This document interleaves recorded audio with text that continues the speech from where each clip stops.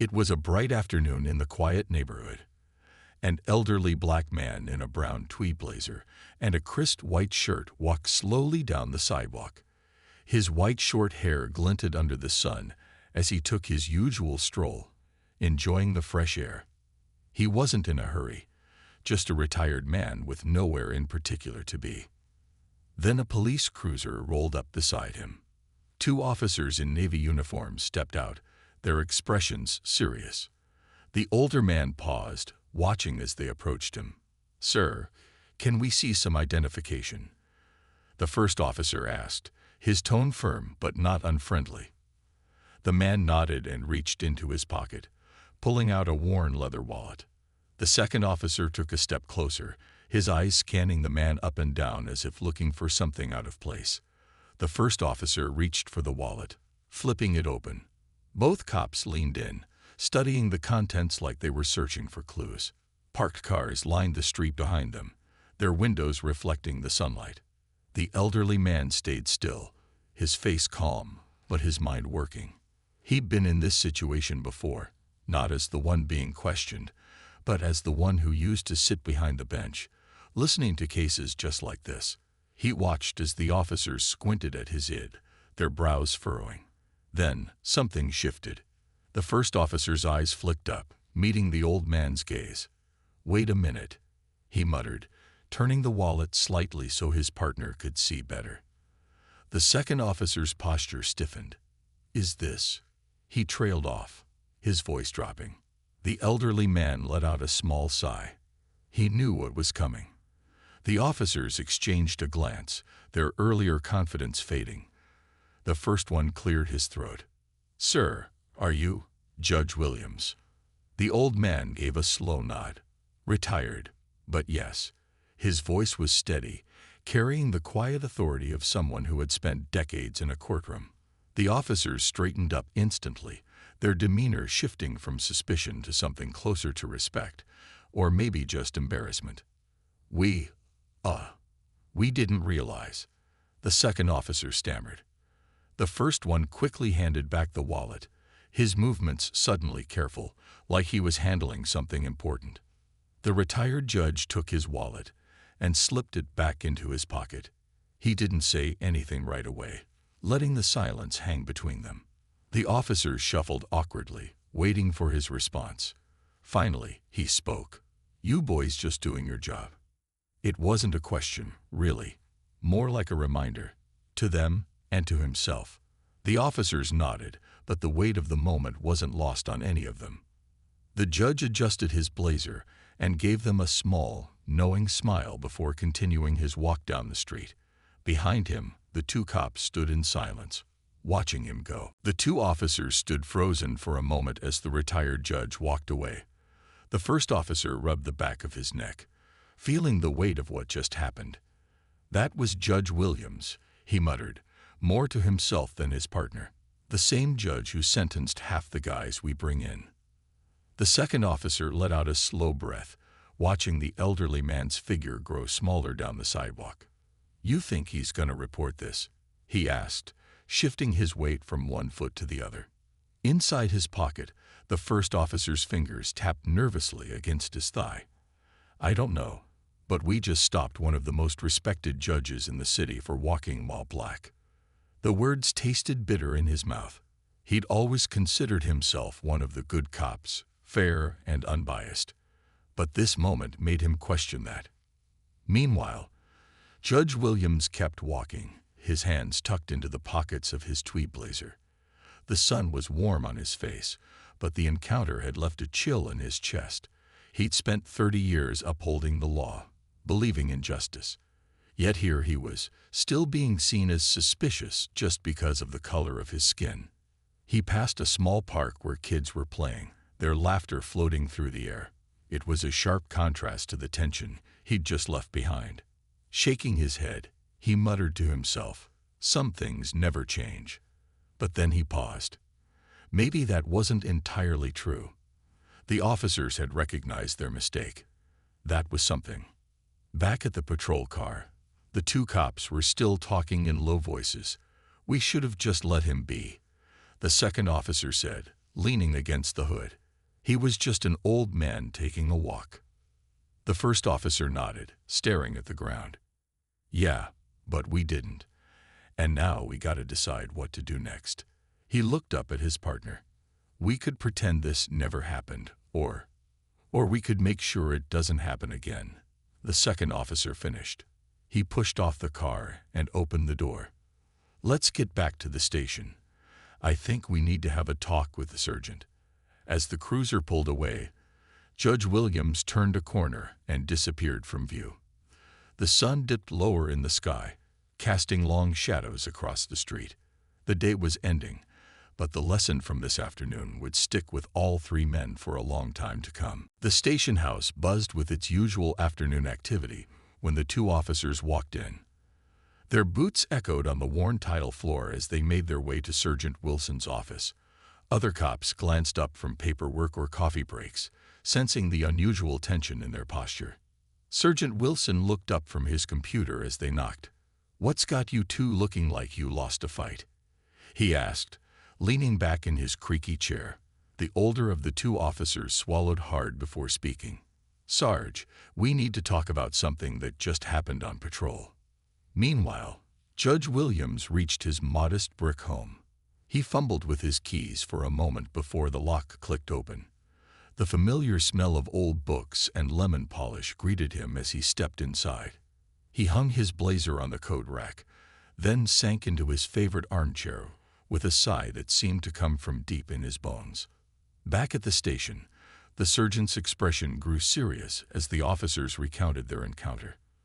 "Let me get this straight," Wilson said, rubbing his temples. "You stopped retired Judge Williams for walking down the street." His voice wasn't angry, just disappointed, which somehow felt worse. The younger officer shifted uncomfortably. "We got a call about a suspicious person matching his description," he explained weakly. The sergeant gave him a look that said they both knew how flimsy that excuse was. In his quiet living room, the judge reached for the framed photo on his end table. It showed him in his robes years ago, standing proudly outside the courthouse. His thumb brushed the glass as he remembered all the times he'd listened to similar stories in his courtroom. He'd always believed the system could change. Now he wasn't so sure. The station house phone rang, breaking the tense silence in the surgeon's office. Wilson held up a finger as he answered, then his eyebrows shot up. "Yes, Your Honor." "No, I completely understand." The two officers exchanged nervous glances as their sergeant nodded along to whatever was being said on the other end. When Wilson hung up, he let out a long breath. That was Judge Williams' neighbor. Apparently, she saw the whole thing from her window. The officer's shoulders slumped. But the surgeon continued. He asked her not to make a formal complaint. Said he wants to use this as a teaching moment instead. The judge set the photo back down and picked up his newspaper, but his eyes kept drifting to the phone. Part of him wanted to call the police commissioner, an old friend, and give him an earful. But another part, the wiser part, knew that wouldn't really change anything. Sergeant Wilson stood up, his chair scraping loudly. "Here's what's going to happen," he said firmly. "You two are going to lead next week's training session on implicit bias, and we're going to have a department-wide discussion about this." The officers nodded, knowing they'd gotten off light, but feeling the weight of responsibility settle on their shoulders. As the sun set outside his window, Judge Williams finally put down his unread paper. He walked to the kitchen and put the kettle on, the familiar routine calming his thoughts. Maybe, just maybe, today's uncomfortable moment could plant a seed for change. That hope, small as it was, would have to be enough for now. The kettle whistled sharply on Judge Williams' stove, pulling him from his thoughts. He poured the steaming water over a tea bag, watching the brown swirls spread through the cup. The familiar ritual usually calmed him, but tonight his hands weren't quite steady. Down at the precinct, officers milled about the briefing room as Sergeant Wilson tacked a new memo to the bulletin board. The two officers from the incident stood off to one side, avoiding eye contact with their colleagues. Whispers traveled through the room like electricity. "Heard they stopped a retired judge today," one cop murmured to another near the coffee machine. "No way," came the disbelieving reply. "Old man Williams. He put my cousin away 10 years back." The first cop snorted. Bet that was awkward. Judge Williams carried his tea to the living room window, gazing out at the quiet street. A young couple walked by, laughing about something. Kids rode bicycles down the sidewalk. Normal evening in the neighborhood. He sipped his tea, the warmth spreading through him as he considered calling his daughter. But no, she'd only worry, and there was nothing she could do. Back at the station, Sergeant Wilson clapped his hands for attention. "Listen up, everyone. We got some new training materials to go over." He held up a thick binder labeled Implicit Bias Protocols. A few officers groaned. Wilson's expression hardened. "This isn't optional. We had an incident today that shouldn't have happened." One of the younger cops in back crossed his arms. "So we're supposed to ignore suspicious activity now." The room went quiet. The two officers from earlier exchanged glances. Finally, the older one spoke up. "No, we're supposed to think before we act. That man today, he was just walking home." His voice carried a new conviction. Judge Williams' phone buzzed on the coffee table. He picked it up to see a text from an unknown number. "Your Honor, this is Officer Daniels. Wanted to apologize again for today." The judge stared at the screen, surprised. He hadn't given the officer his number. The phone buzzed again. "Got your number from the neighborhood watch list. Hope that's okay." The judge hesitated, then typed back, "Apology accepted. Let's both do better." He set the phone down, feeling something unclench in his chest. Maybe the system wasn't completely broken after all. At the station, the briefing continued late into the evening. Officers debated, argued, and eventually began to listen. No one noticed Sergeant Wilson slip out to make a quiet phone call. "Commissioner, it's Wilson. Yeah, about today. I think we might finally be ready for that community outreach program you mentioned." Outside the judge's house, the streetlights flickered on one by one, casting warm pools of light on the sidewalk where everything had begun. Inside, the old man finished his tea and turned on the evening news, ready to face whatever tomorrow might bring. The next morning dawned bright and clear. Judge Williams stood at his closet, fingers brushing past his usual sweaters before settling on another tweed blazer. Some habits, like his morning walks, weren't so easy to break. His fingers lingered on the fabric as yesterday's memory surfaced, but he shrugged into the jacket anyway. Outside the precinct, a small crowd had gathered. Local news vans lined the street, reporters fiddling with microphones. The two officers from yesterday peeked through the blinds in the break room. "This can't be about," the younger one started, then trailed off. The judge stepped out his front door, squinting in the sunlight. He adjusted his collar and began his usual route, walking a little taller today. Neighbors watering their lawns nodded respectfully. One elderly woman waved him over. "Saw what happened yesterday," she said quietly. "You handling okay?"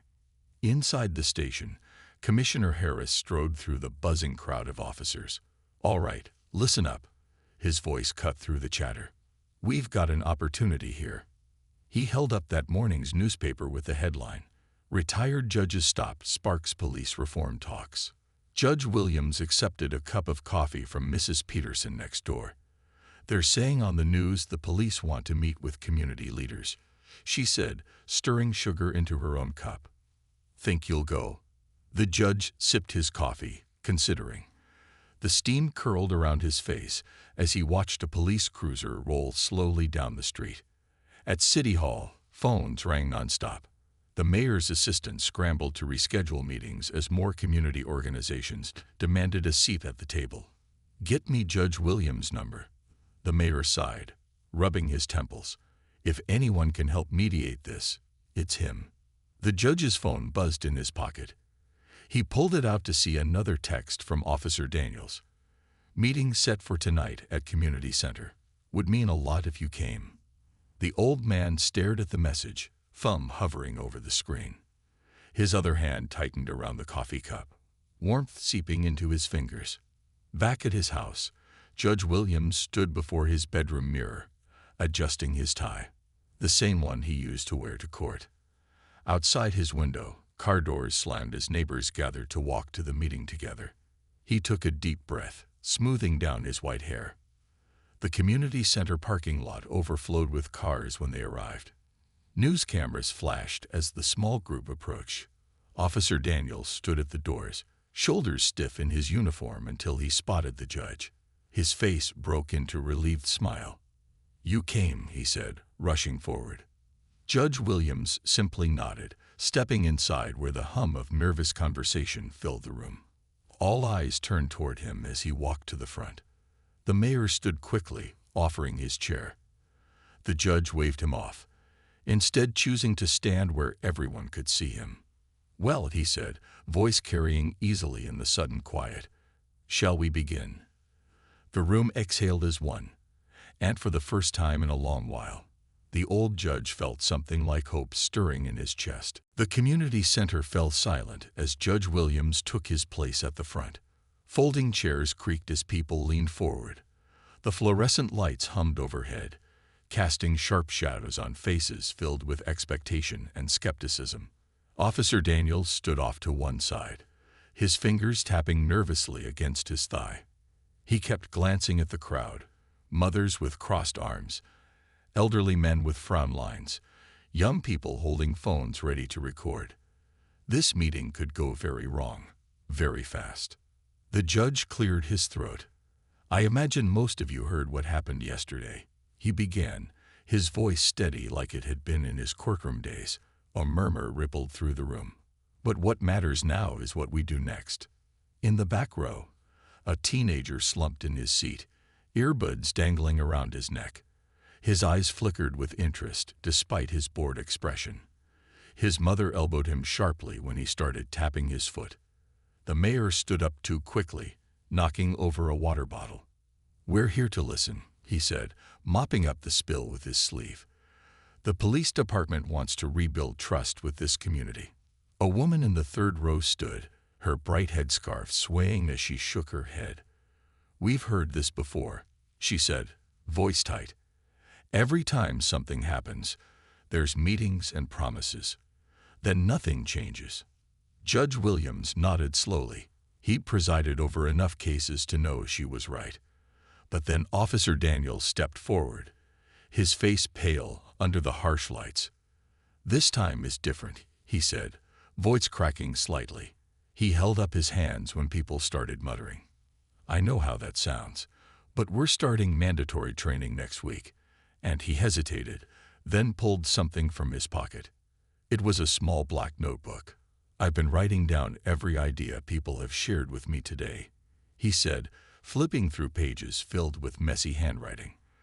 "Like having community members ride along on patrols, or monthly meetups at the rec center." The teenager in the back sat up straighter. "Yo, for real?"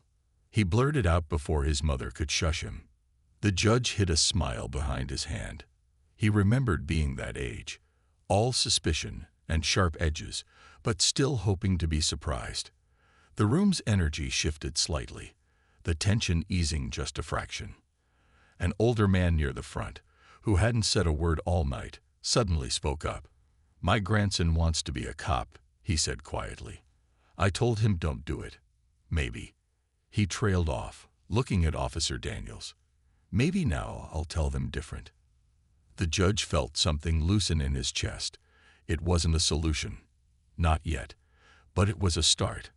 Outside, a police cruiser drove slowly past the community center, its lights off. For once, it didn't make people tense up or look away.